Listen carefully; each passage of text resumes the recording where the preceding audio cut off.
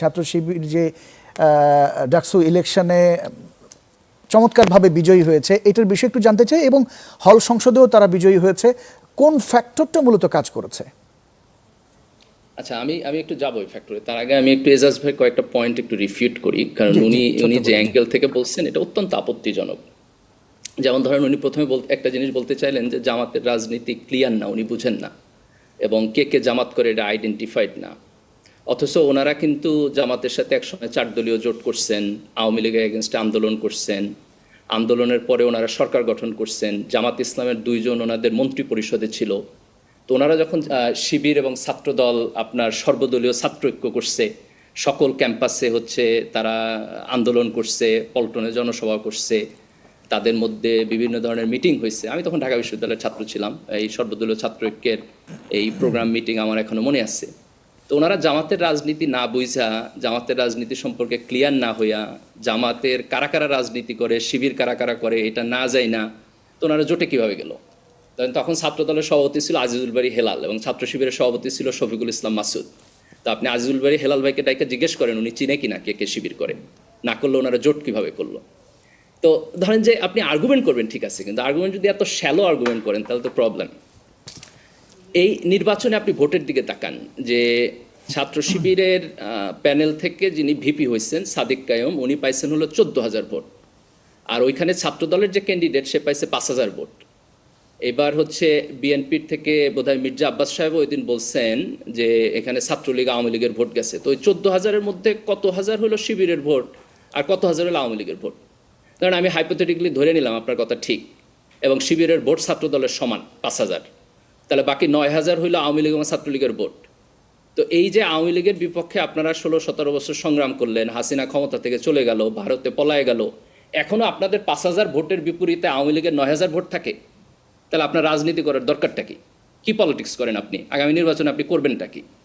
তো আপনি যদি ডাটাকে ক্লিয়ারলি অ্যানালাইসিস না করেন এবং যে ঘটনা ঘটতেছে সেটাকে যদি আপনি প্রপারলি অ্যানালাইসিস না করেন, আপনি হচ্ছে মরুভূমির বালিতে মুখ লুকায় থাকেন, এটার তো কোনো মানে নাই রে ভাই।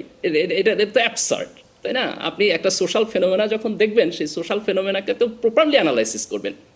উনি বলছে যে ছাত্র শিবির এই জামাত ইসলামের লোকেরা আইডেন্টিফাইড না। গত 15 বছর আওয়ামী লীগ তাদেরকে ফাঁসি দিচ্ছে। আপনার কয়জন নেতারে ফাঁসি দিচ্ছে?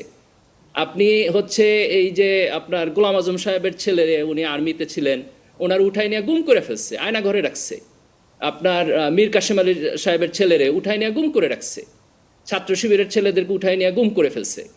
আমার তো এখনো ক্লিয়ারলি মনে আছে, বিএনপির একজন ভারপ্রাপ্ত মুখপাত্র অজ্ঞাত স্থান থেকে ভিডিও বার্তায় আপনার হচ্ছে আন্দোলন ঘোষণা করছিল, প্রকাশ্যে আসতে পারে নাই, পুলিশ তারা ধরে লয়ে যাবে এই ভয়ে। এটা তো তারা করছে। এই সংগ্রামের মধ্যে দিয়ে তো আমরা আসছি। আজকে রাজনৈতিক স্বার্থে আপনি সকল সংগ্রামকে ভেরিফাই করবেন, এটা তো রাইট ওয়ে না, তাই না? যে দেখেন, একটা ঘটনাকে প্রপারলি আমাদের এক্সপ্লেইন করতে হবে। যেমন ছাত্রদল 15 বছর তারা ক্যাম্পাসে থাকতে পারে নাই, এটা একটা ভ্যালিড কোশ্চেন এবং এটা ট্রু, তারা থাকতে পারে নাই। কিন্তু এখানে আপনাকে যে প্রশ্নটা করতে হবে যে গত 1 বছর ছাত্রদল কি করছে, কারণ গত 1 বছর তারা ক্যাম্পাসে ছিল।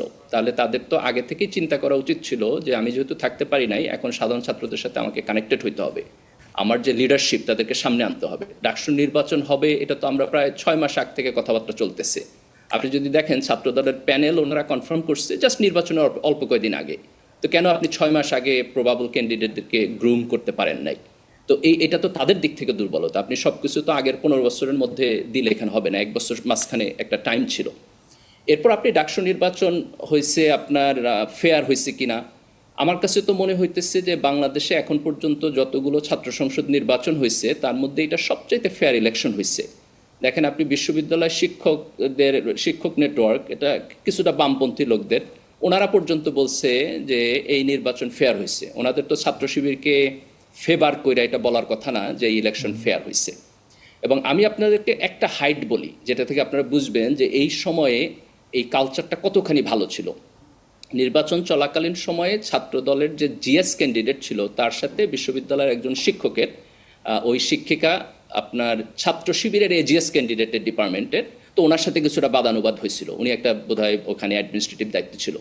তো আমি বোধহয় আজকে ফেসবুকে দেখলাম যে ওনারা 2 জন একটা টিভি শোতে গিয়ে একজন আরেকজনের সাথে আলাপ করতেছে, এবং হচ্ছে হামিম তাকে বলতেছে সরি, উনি খুব হাসি মুখে কথা বলতেছে। বাংলাদেশের রাজনীতিতে আপনি কবে এই বিউটি দেখছেন আমাকে বলেন, লাস্ট কবে এই বিউটি দেখছেন? তা আমি তো দেখতেছি এটা একটা অসাধারণ এনভায়রনমেন্টে আনন্দের সাথে এই নির্বাচন হয়েছে।